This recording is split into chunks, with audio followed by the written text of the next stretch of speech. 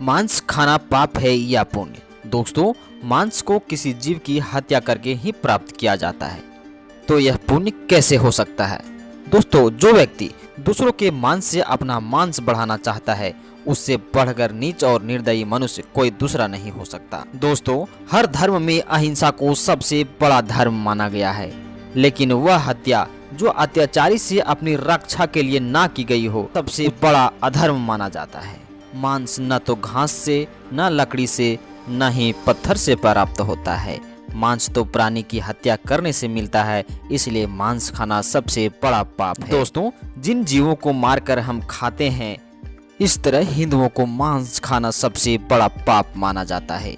दोस्तों, महाभारत में कई ऐसे श्लोक हैं जो मांस ना खाने के आदेश देते हैं एवं महाभारत में इसकी घोर निंदा की गई है। दोस्तों, वेद और पुराण हिंदू धर्म के मुख्य ग्रंथ हैं। वेदों का सार उपनिषद और उपनिषद का सार भागवत गीता है। वेदों में पशु हत्या को पाप माना गया है। जहां स्वार्थ के लिए किसी बेजुबान जीव की हत्या कर दी जाए, इससे बर्बरता कुछ और नहीं हो सकता। दोस्तों, जब हमारा समय अंत आता है तो हम कुछ सुकर्म करने की कोशिश करते हैं, परंतु हम यह भूल जाते हैं कि जब वे हमारे लिए काटा गया था और हमारे लिए तड़पा था, तो उसका श्राप हमें जीवन में ही नहीं बल्कि अगले जन्म तक पीछा नहीं छोड़ता। इसलिए हमें मांस खाना बिल्कुल भी नहीं चाहिए। दोस्तों, गरुड़ पुराण में श्री कृष्ण से जुड़ी एक कथा का वर्णन मिलता है। बचपन में एक दिन श्री कृष्ण यमुना के किनारे एक पेड़ के नीचे बैठकर बांसुरी बजा रहे थे। उसी समय एक हिरन दौड़ता हुआ वहां आया और उनके पीछे जाकर छिप गया। हिरन बहुत ही डरा हुआ था। तब श्री कृष्ण ने उसके सिर को सहलाते हुए हिरन से पूछा, क्या बात है, तुम इतने डरे हुए क्यों हो? तभी एक शिकारी वहां आ पहुंचा और बोला, यह मेरा शिकार है, कृपया करके मुझे इसे दे दें। तब भगवान श्री कृष्ण ने कहा, हर जीवित प्राणी पर सबसे पहले उसका खुद का अधिकार होता है, न कि किसी और का। यह सुनकर शिकारी को क्रोध आ गया।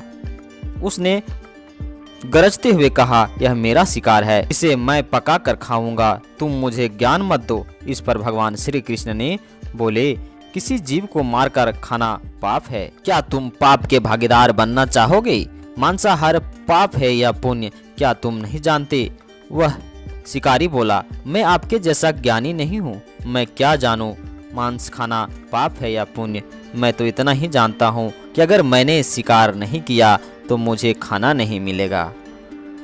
मैं इस हिरन को जीव बंधन से मुक्त कर पुण्य ही तो कमा रहा हूँ, फिर क्यों आप मुझे इस पुण्य को कमाने से मना कर रहे हैं? जहाँ तक मैंने सुना है, जीव हत्या तो शास्त्र में भी उचित बताई गई है।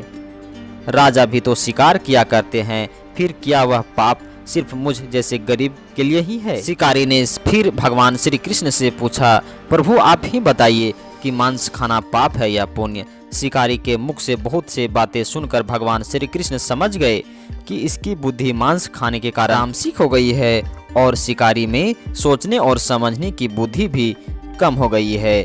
तो दोस्तों, आप जान गए होंगे कि किसी बेजुबान जीव की हत्या करके उसके मांस को खाना कितना बड़ा पाप है, और वह पाप हमें इस जन्म में नहीं बल्कि अगले जन्म तक नहीं छोड़ेगा।